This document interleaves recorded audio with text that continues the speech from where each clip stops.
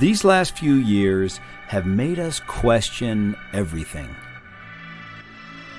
Our relationships, our jobs, what constitutes an office, and who we are. In a world filled with chaos, confusion, and uncertainty, it's time for some clarity. It's time to start understanding one another. It's time to start understanding ourselves. We envision a world where everyone knows their why. But even more, we envision a world where everyone knows their WHY.os. Their why, their how, and their what. The operating system that drives you, that lets the world know where you stand, what your unique gift is, and most importantly, who you are. WHY.os. Are you ready?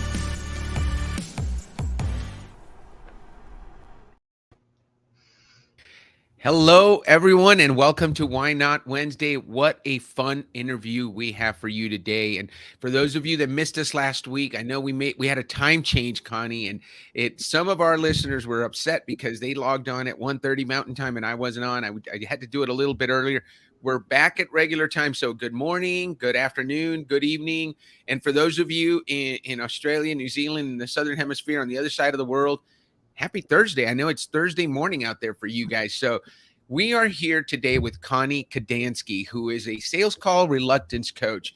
She is an SPQ Gold assessment expert and a sales reluctance coach / trainer. She understands the consequences of a bad hire, both in terms of the huge expense of training, coaching, and dealing with a poor performer, as well as the effect that has on the sales staff. Her expertise in administering and interpreting, which is she's really good at this, the SPQ Gold sales test prior to the hiring decision, helps prevent employers from dealing with all the bad things that happen with people who will not prospect consistently. She's been working with the world-renowned SPQ Gold sales assessment for 26 plus years. So all you young sales professionals out there, she's been doing this longer than you've been alive. And she's interpreted thousands of assessments and is unmatched in understanding the subtleties of the test results. I was so completely impressed with it that I met Connie through the ICF Arizona, and we've just been having conversations. I think we've probably talked 3 or 4 times since I initially met her. Connie, welcome to the show. Oh, thank you. You have been such a wealth of knowledge, and I really appreciate, number one, all the knowledge you have, but also how generous you are in sharing it. So we've had some very powerful, good conversations. Obviously, our conversation started because you discovered your why at that meeting in Arizona, at the ICF Arizona meeting. So your WHY.os is to find a better way, to simplify, and when Liz Wendling is on, I want to say hi to I think you and Liz may have already met, but Liz is Better Way Simplify also. So your WHY.os is Better Way Simplify Challenge. So that tells us is you're someone who's always looking for a better way and to share it with others when you find those better ways. And how you do that is by making things simple and easy to understand, which I think you do a great job of that with SPQ Gold. And your what is to challenge. So what people can count on from you are solutions that are out of the box and different and challenge the status quo. So Connie, I know I've asked this before, but now we want you to share with the audience. How did that feel to you? Well, it felt affirming because it is so true. I mean, think about it. I have a sales training and coaching assessment company. I'm always looking to help people move from their current reality to a desired result, helping them move from that to a better way. And one of the things that I have in a mantra is the better it gets, the better it gets. And is that not a Better Way mug? Guys, if you're listening and you want to comment, Liz Wendling, I know you're going to comment because you're a Better Way person, but that is awesome. Well, and when my clients call and they have exciting news, I always go, hey, the better it gets, the better it gets. What what an uplifting way to look at it. Yes? Yes. Well, and that's you talk about embracing your why, right? There are, often our strengths, as you know, are our challenges too. So our biggest strength can sometimes be a challenge, but you look at your biggest strength, and that for you, it's to find a better way and always look for a better way and share it with others. So let's just start with that. Let's let people know, hey, if you work with Connie, she is going to help you find a better way. That's what she does. And so one of the things that I know is very important, Connie, is if your why is better way, you better let your clients know, right? Because if let's say a sales leader hires Connie to come in and work with do SPQ Gold with her team or his team, but they're not wanting to change. They don't want a better way. How fun is that client for you, Connie? Well, and the fortunate thing is the assessment tells me if people really do want a better way. And it is so true. And that your introductory video is so true about how things have changed. And the sales world has been turned upside down, and people are trying to figure out, and stabilize. And I think Right. a lot of the old sales techniques, they don't work anymore. We need Right. to up level our skills and be too good to be ignored.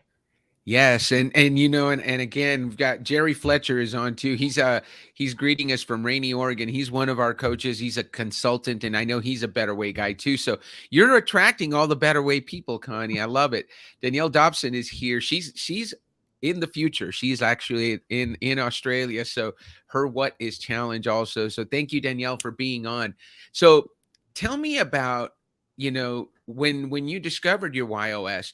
How do you, when you look back at your life at Better Way, Simplify, and then challenging the status quo, how has it played out in the decisions you've made and the work that you do? Well, I, as a sales coach and trainer, Mhm. I there are formulas, and so the way I do is I simplify by putting it into a roadmap, like the Mm, basic sales map model into a 6-step roadmap. mm, And it just, and then you have a prospect who has a problem. They meet the salesperson that has tactical empathy and authority, that has a plan. So a lot of it is the way that my brain is structured to create those formulas, even when people sit down for their first discovery meeting, to be able to have a real, in their mind, a very simple way of a formula to walk people through the discovery process.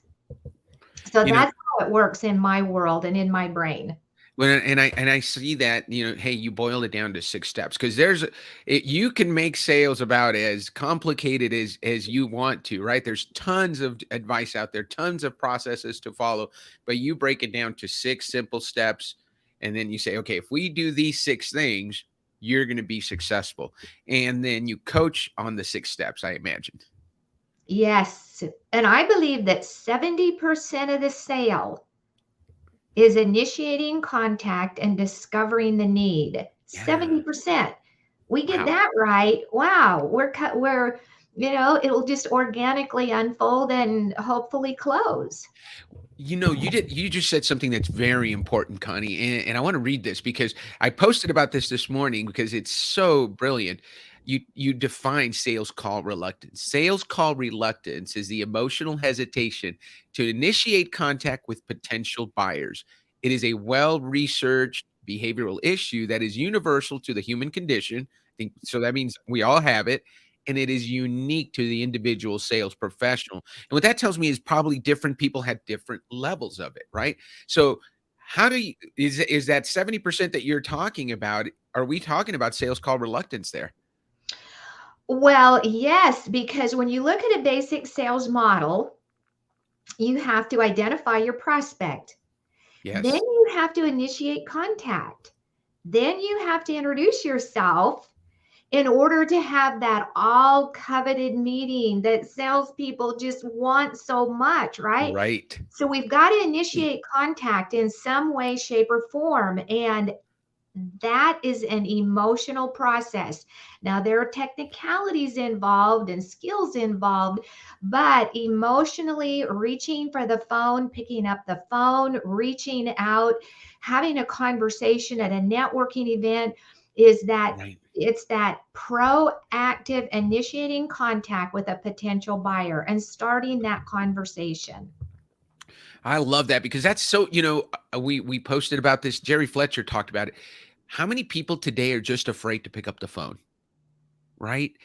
Pick up the phone and have a conversation with your potential client, with your existing client, versus sending an email blast, versus putting up a social media post. So what are some tips that you have for somebody who doesn't like talking on the phone? How do they get themselves past that fear of talking to that all important prospect on the phone?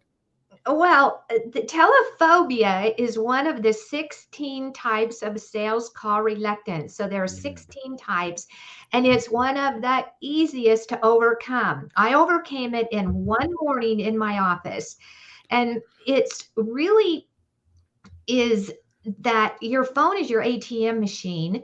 And also, when you're ready to pick up that phone, just to say to yourself, this is not about me. It's not Right. about me. And that you really do, I believe in scripting, that you have some kind of a script. And, everybody has their own comfortable script. There are people that have the best script in the world and they give it to everybody and it doesn't work. How Right. come? Because there's a lot of customization there with tonality. Our tone is five times more important than the words we say. So with that telephobia, is the way that I overcame it. And there are going to people that are going to kind of roll their eyes here contemptuously. However, it is so true, is using an essential oil, because when we smell something, it instantaneously takes our brain another place. So if Really. somebody is having, I'm greatly simplifying this, but if somebody is uncomfortable picking up the phone, there's a way, and you can email me, I'll send you the instructions, because if you that you can absolutely change your brain by having an essential oil that takes your brain to another place. And it works. I've had male clients. I had somebody who loved to play golf. He found an essential oil that smelled like cut grass. And so it helps in that instantaneous moment. And then you say to yourself, it is not about me, because it's about creating a conversation and value for that prospect. I loved what you just said. I have so many great sales leaders that I've had on recently, and you all share that it's not about me. It's about them, right? What's in it for them? I had Scott Schilling on last week, and that was a central point of his conversation. What is in it for them? Not for you. What's in it for them? How can you help them? So we've got a couple of comments. I want to make sure I recognize. Bruce Captain Kirk says he's totally syncing with what you're sharing. And Sarah says, I think we all face sale call reluctance every time we're in a new sales role. And I think that is so true. I remember being in different sales roles throughout my career before I went into management and leadership. Every time you're selling something new, you have a reluctance because, hey, now it's something completely new. And then I did want to say, Dave Tegmeyer says there's no substitute for a friendly and caring voice. So I'm sure you coach on that also, Connie, because hey, by the way, guys, as you're listening to Connie, does she not have just a great soothing voice? So she's got such a great teaching voice, and I just could listen to her for a long time. And she may not take my next phone call because our calls tend to last a while, right, Connie? And it's probably because I'm enjoying them so much because you're so easy to listen to. And Danielle Dobson down in Australia says, "Thanks, Connie. Very generous for you to share this with us." So you may get an email from Danielle, you may get an email from Sarah because everybody's saying, hey, there's a new use for essential oils, or Bruce is saying new use for essential oils. And I can totally see that use for essential oils. I love the fresh cut grass smell. I'm going to find that because a lot of people who know me, as a matter of fact, that trophy back there's a golf trophy. There's a couple of them behind me. So maybe I just need that fresh cut grass, and who knows where we'll grow with the Y Institute if I can even do more than I'm already doing. Great stuff. So, Connie, what makes the SPQ Gold assessment unique in the world? I mean, there's a ton of pre-hire assessments out there. Yes, and it is the only one that measures that emotional hesitation to prospect and self promote. Hmm. And so it zeroes in on what your strengths are, where you're comfortable. There are some people that are great on the phone. There are some people that are very good at getting referrals, and it just zeroes in on that. And when people take the assessment, the unique thing is just by answering the questions, not even getting their results yet, they start to self correct. They become more aware. Just like your opening video, this is all about self awareness. Yes, that is so true. Here's the thing. The SPQ Gold is not just an assessment, it's a coaching and development tool. So you use it extensively in your training and your coaching business. As you said, taking the assessment, people start self-correcting all on their own. So if there's a salesperson, and I know Danielle Dobson just says that there are so many other tasks that we prioritize over making that call. And and a lot of our audience are coaches, consultants, and professionals in the personal development area, and they're so good, but they're hesitant to call that prospect and say, "Hey, I think I can help you," or "How can I help you?" Right? Let's make it about them. They're so gifted and so talented, but if they don't get on that phone, they're not going to get that person. They're not going to be able to help that person. So I think Danielle Dobson is right on. So what is the process? If there's a sales professional out there, a sales leader, or as I said, a lot of our audience is coaches and consultants who are struggling with sales. How can they get a hold of you so that they can engage your services? Well, you can go to my LinkedIn profile because I'm one of the very few that has my phone number on there because I like people calling me. And so feel free to call me. And then also you can email me and we'll set a time to talk and find out, we'll just go through and find out what is important to you and just have a good conversation from there. I love that. Connie, and I love that you have your phone number on there. So, I'm going to give a fair warning. I used to have my phone number on my LinkedIn profile, and I took it off not because I don't want to receive your phone calls, but I was involved in a scam with somebody had my phone number and was texting people that I knew because what they do, and I don't want to make you paranoid, Connie, but what they do is they get your phone number off your profile, and then they find other people in your LinkedIn network that have their phone numbers, and then they text as if they're you, and then all of a sudden, then they're trying to get people to get money. It was horrible, and it cost me a little bit of money, not too bad, but just be aware and call Connie. She still has her phone number on there. Let's use it for a good cause. Hey, Bruce says it's almost like jelly beans, the many worlds of essential oils. And Hugh Hornsby said he's never heard of that essential oil before, but changing the mindset of that really works. So love it, love it. And Bruce wants to know, what are your preferred hours? So you might just get a few clients out of this, Connie, and I love that because I can tell you, Liz Wendling, I learned so much from her when I had her on the show. It's another Better Way Simplified person, and I've learned so much from you. So I want to make sure people can beat a path to your door so you can help them out. So let's ask the next question: what is the process if there's a leader out there? So somebody who's a hiring authority that wants to pilot the SPQ Gold in their interviewing process. How do they do that?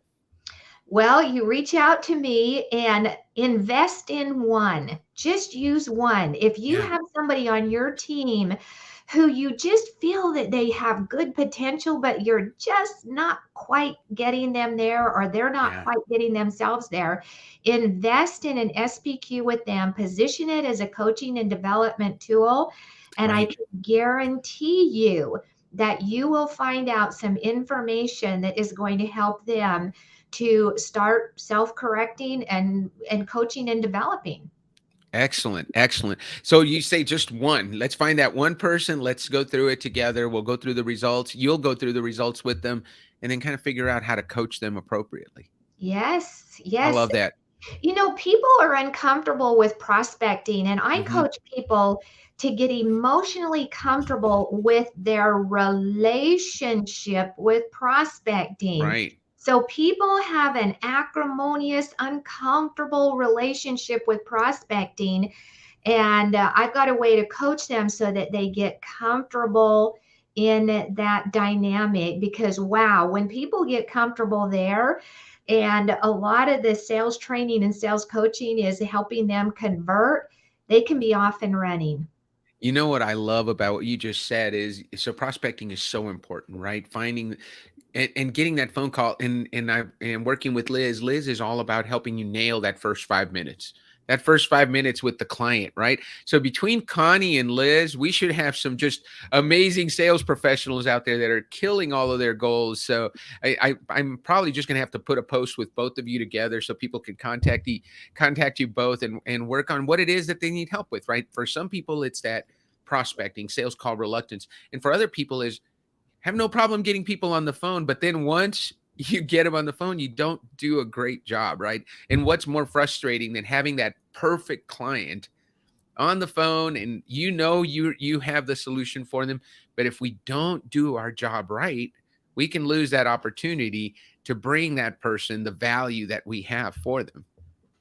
Yes, and I want to hear on Liz's first 5 minutes. So do help us out with that, because that is so important. I had a client that got real gutsy, and he was going to call a CEO, and he was going to call the CEO. I had the direct line Yeah. for business hours, and the CEO answered, and this salesperson wasn't prepared. It's like, whoa. And so a lot of times people are making their calls, and then they're surprised when somebody answers, They're ready to leave a voicemail and then the person answers, and right? they'll go, whoa, you answered your phone. I love that. Liz says you guys are talking next week. So I love that you guys are connecting. Dave Tegmeyer says prospecting requires you to be vulnerable. That is so true, right? What can you tell us about that comment? I know you have some insights on that. Well, it's humbling. It's humbling because sometimes we reach people that they're not happy that day, and so it can be a little humbling. Mhm. And, even today, sometimes I make big boo boos, and I'll just say, you know what, there are 8 billion people in the world, and I just kind of messed up with one of them. We've got to really learn how to be resilient, and it just make it fun and have conversations, and hopefully that we're calling people that we know that is a warm prospect. I mean, there's so many things out there now that we can do that, and Yeah. it's just it's a fascinating world around sales, and prospecting is most people's weakest link. Mhm. And so to help them with not only technique, so Liz, looking forward to that, the technique of prospecting, but then that emotional component where we're confident and comfortable at the same time. I love that. And we are vulnerable. So if we are vulnerable, let's just be as good as we can while we're being vulnerable, right? So let me ask you this, and I know you've only known your why for a couple of weeks, Connie, but how does a salesperson's why impact their ability to prospect, in your opinion? Well, the why is, if you don't know your why, it's kind of like it's just you're not as clear. And so the reason that I am so interested and believe in the why is it gives clarity on self-awareness. It gives you clarity on what you're good at and the way that you navigate the Mhm. your world. And then also, Dan shared with me with his prospects, he has them take a why assessment before he has a sales conversation with them, because it only takes 10 minutes. And I think that that is really brilliant, because not only do you understand your why, but other people's why, and what are all these, and how do they come together so that Mhm. we can connect with people differently. And I think that that's what something that Dan promotes. And Dan, anything that you would add there around it, learning about the other whys so that we can accommodate and be flexible with that. Well, here's what I will add because this is about you, but I'll add this comment. everybody that's, commenting, Bruce, Liz, Sarah, they're either coaches or they're people that I've talked to. And here's what I say. If you can know somebody's why before you talk to them, you take a little bit of the guesswork out of what's important to them, right?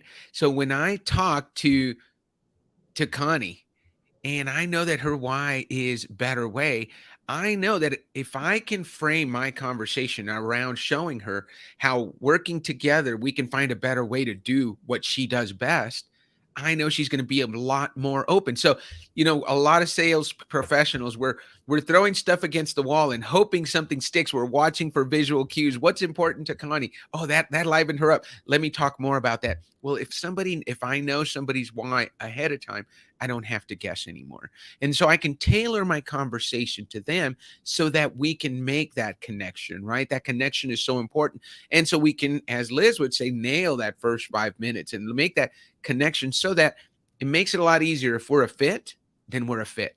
And then when we can make that natural conclusion to open the relationship, not close the sale, open the relationship. Yes, yes, yes. So the why is vital. It's kind of like if people really are emotionally connected to their why and their personal and professional goals, that's Yes. their want too. Mm-hmm. That's their gas in the gas tank. Yeah, and you know what I love about that too is that that's the energy, right? When we're operating in our why, when you're finding better ways, you're simplifying things, and you're challenging the status quo. I bet you have energy for days. You can do that all day long, right?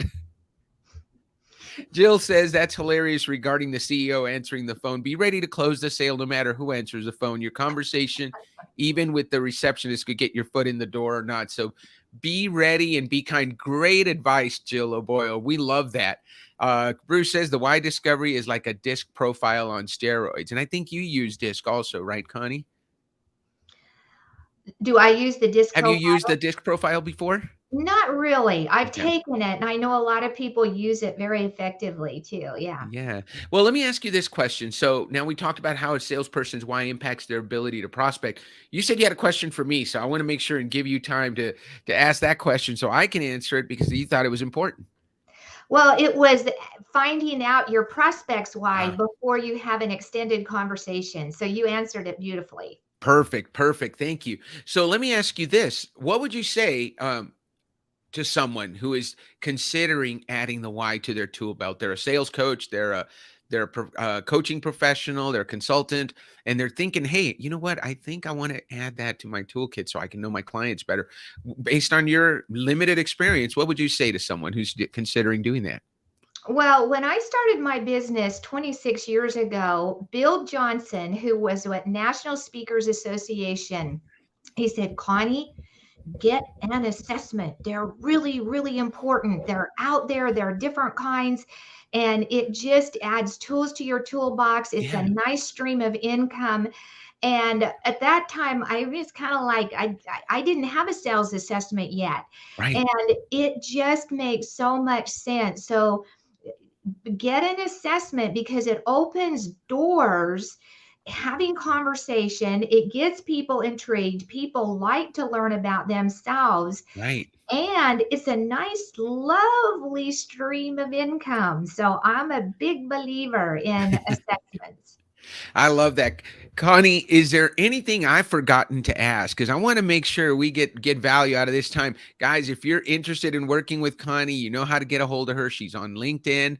And what's your website, Connie? Exceptionalsales.com.